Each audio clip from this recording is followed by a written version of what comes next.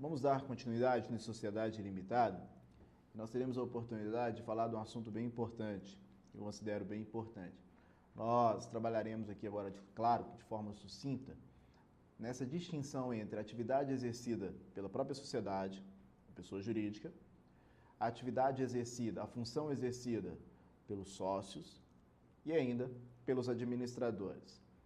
Porque gera uma dúvida muito comum e nós temos que fazer uma distinção muito bem feita em relação à atividade exercida pela pessoa jurídica, a função exercida pelos sócios e a função exercida pelos administradores. É importante que nós entendamos o seguinte: quando nós falamos em qualquer atividade econômica, e aqui, trabalhando com a sociedade limitada, nós teremos a oportunidade de ver isso de forma bem separada, dissociada mesmo, nós chegamos à seguinte conclusão: a atividade econômica, ela é exercida pela pessoa jurídica, pela sociedade, que no nosso caso específico, nós estamos trabalhando com a sociedade limitada. Mas lembre-se sempre que essa regra serve para quaisquer um dos nossos tipos de sociedades. Então, a atividade econômica será exercida pela sociedade, pela pessoa jurídica. Para a criação dessa sociedade, dessa pessoa jurídica, houve a participação de pessoas importantíssimas, que são os sócios, os empreendedores, que são os investidores. Pessoas que retiram do seu patrimônio próprio e transferem para a sociedade.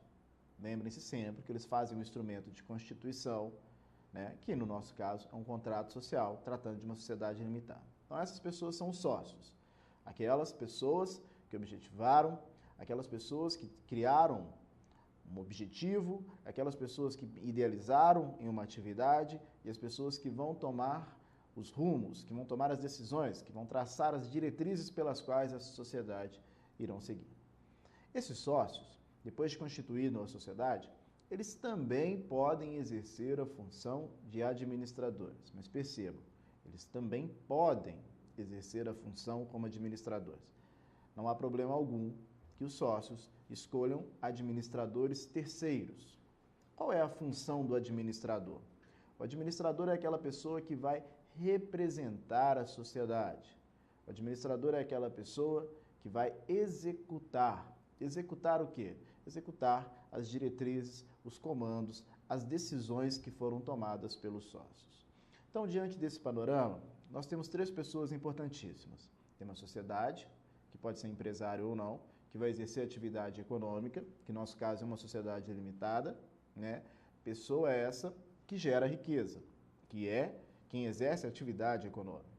Nós temos também os sócios, sócios que também podem ser administradores se conjugar ou se conjugarem essas duas funções, a função de sócio e a função de administrador.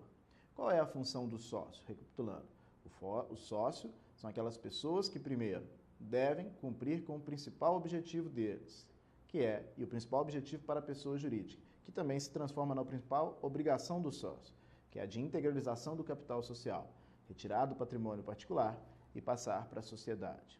Depois de constituída a sociedade, os sócios terão a função de determinar as diretrizes, determinar os rumos, tomar as decisões, os melhores caminhos pelos quais a sociedade deve trilhar. Além de serem sócios, os sócios também podem ser administradores. Mais uma vez, também podem ser administradores. Quem são os administradores? Administradores são aquelas pessoas que representam a sociedade. Lembrem-se sempre que as nossas sociedades, elas são pessoas jurídicas de direito privado que estamos trabalhando, e a pessoa jurídica, em que pese ela ser considerada um organismo vivo, titular de direitos e obrigações, ela necessita de uma representação especial. Ela necessita de alguém para que possa, aí sim, representar essa pessoa jurídica, E nessa pessoa que vai representar essa pessoa jurídica é o administrador. Mais uma vez, o administrador pode ser um terceiro, nomeado no próprio estatuto ou por meio de ato separado, mas esse administrador também pode ser o próprio sócio. E aí, se for o sócio, ele conjuga duas funções. Ele conjuga a função de sócio mais a função de administrador. O administrador, pelos serviços que ele prestar para a sociedade, ele receberá um valor mensal pelo trabalho que desempenhar.